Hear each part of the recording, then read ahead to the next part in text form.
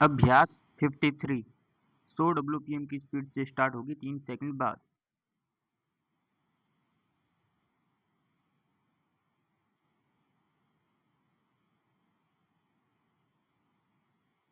Start.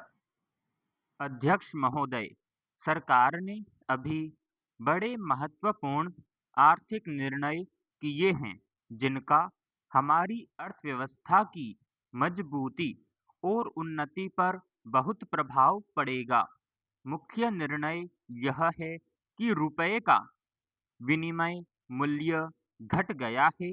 बाकी आर्थिक निर्णय जिनका मैं आगे चलकर जिक्र करूंगा, इसी मुख्य निर्णय के परिणाम है। मैं आपको अब यह बताना चाहता हूं कि यह परिवर्तन क्यों करना पड़ा, इसके पीछे क्या राज है और इससे अर्थव्यवस्था को सुदृढ़ बनाने में कैसे मदद मिलेगी। पेरा सबसे पहले मैं यह स्पष्ट कर देना चाहता हूं कि सरकार की दृष्टि में रुपए के विनिमय मूल्य से क्या अर्थ है।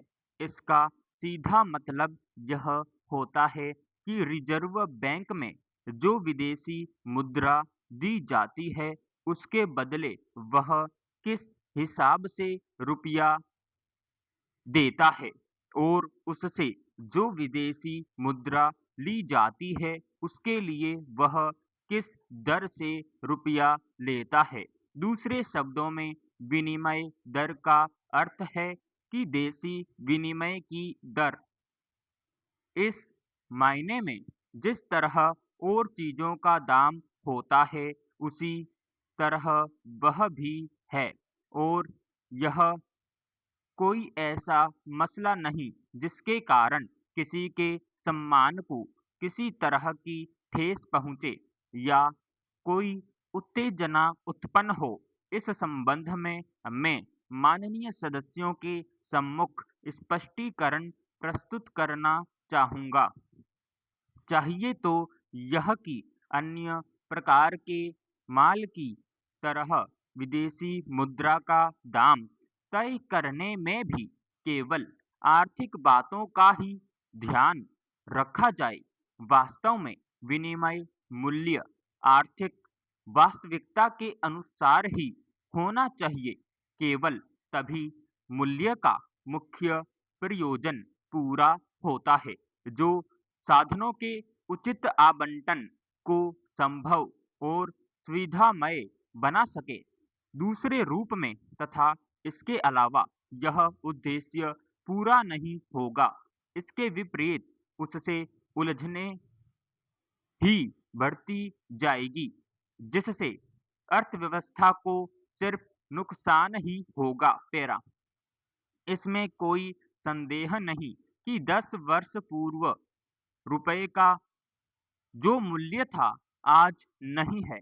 यह सर्वविदित है कि कई वर्षों से देश के अंदर प्रत्येक वस्तु के दाम बढ़ रहे हैं। 10 वर्ष पूर्व जो दाम थे, आज उससे 80% अधिक है।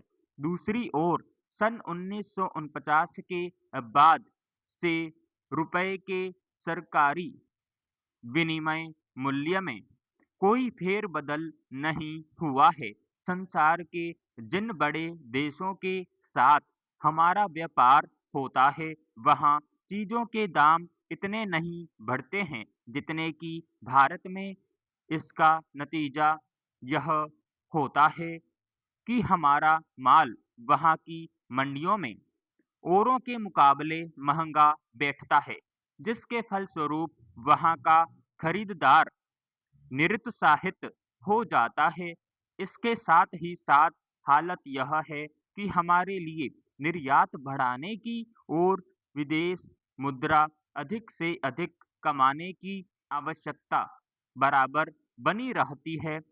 इस बात को ध्यान में रखते हुए विदेशी मंडियों में अपने माल को औरों के मुकाबले सस्ता करने के लिए हमने कई उपाय काम में लाए हैं। उदाहरण के लिए निर्यात को सहारा देने के लिए हमने कई प्रकार की सहायता दी है। हमने निर्यातकों को कच्चा माल तथा मशीनरी आयात करने का अधिकार दिया, उनको सीधी आर्थिक सहायता दी और हाल ही में कर ऋण पत्रों की भी सुविधा प्रदान की। परंतु इन उपायों का ज्यादा असर नहीं हुआ क्योंकि हमारी कठिनाइयां ज्यादा गहरी है। इसका मुख्य कारण यह है कि चीजों के दाम 5 वर्ष पहले जो थे, आज हम उनको फिर वापस नहीं ला सकते, बल्कि दाम और अधिक बढ़ते ही जा रहे हैं। समाप्त।